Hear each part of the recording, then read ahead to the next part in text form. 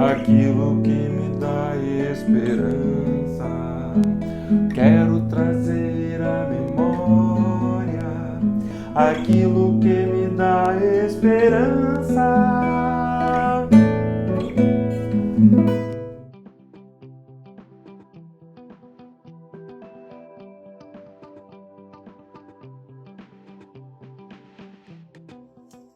Irmãos, é muito bom estar com vocês, né? Para mais essa dose de esperança.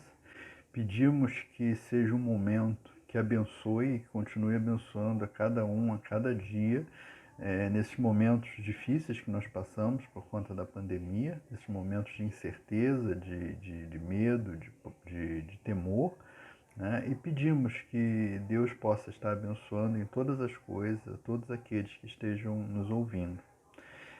O texto que eu gostaria de trazer hoje se encontra no Evangelho de Marcos, no capítulo 15, no verso 39, que é um momento da crucificação de Jesus, né? Numa outra dose, falamos sobre Simão de Cirene. Hoje nós vamos falar de um outro personagem que estava vendo aquela crucificação, que viu o sacrifício de Jesus na cruz. E diz assim o texto bíblico: quando o centurião que estava em frente de Jesus ouviu o seu brado e viu como ele morreu, disse: realmente, esse homem era filho de Deus. Né?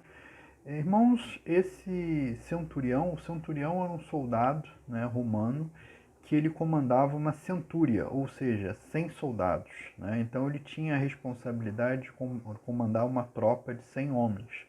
Né? E provavelmente era ele que supervisionava, que acompanhava aquela crucificação, uma vez que Jesus oficialmente foi crucificado pelo Império Romano. Né?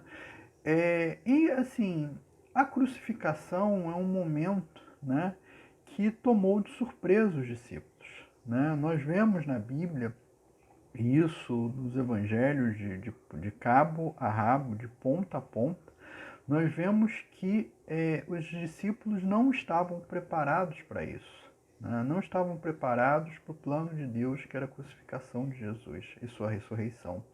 Então, quando Jesus foi preso, quando Jesus foi posto sobre tortura e foi posto sobre suplícios, foi julgado, os discípulos de Jesus fugiram, eles foram para outro lugar, sumiram de cena.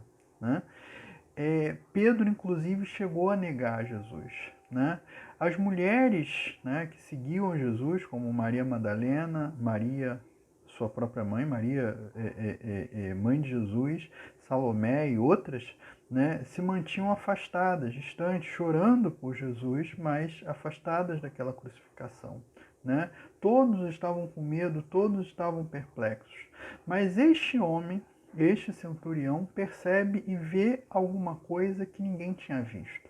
Porque se nós olharmos o Evangelho de Marcos, nos seus 16 capítulos, é a primeira vez que alguém reconhece que Jesus era filho de Deus em todo o Evangelho. Não há outra citação antes disso que Jesus era filho de Deus.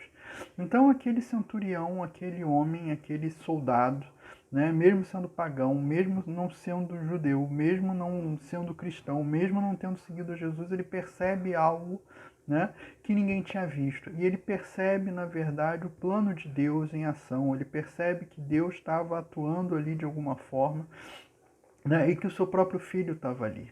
Né? Então, assim, nós temos diante de nós, muitas vezes, circunstâncias a qual nós não entendemos, circunstâncias a qual nós não compreendemos, circunstâncias que nos são dolorosas, que nos são difíceis, que nos inquietam. Né? Assim como todos os discípulos de Jesus, todos aqueles que seguiam Jesus. Mas há um plano maior, há algo maior. Né? Porque Jesus disse que ele iria para Jerusalém, ele seria posto nas mãos dos gentios, ele seria crucificado, mas ele ressuscitaria. Né? Então, este centurião, este homem vê um vislumbre do plano de Deus, né? De que Deus não abandona os seus, não abandona o seu povo, que Deus continua conosco. E continua conosco, e prova de que continuou conosco é que ele nos deu o seu Filho. Então, nós estamos aqui para dizer que quais sejam as circunstâncias de hoje, de desespero, de abandono, de trevas, muitas vezes em nosso caminho, como trevas que havia na terra naquele momento.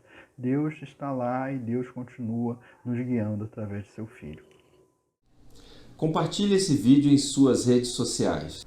Ajude-nos a ampliar o alcance das publicações que nós fazemos para vocês. Siga-nos aqui no Facebook, no YouTube e no Instagram.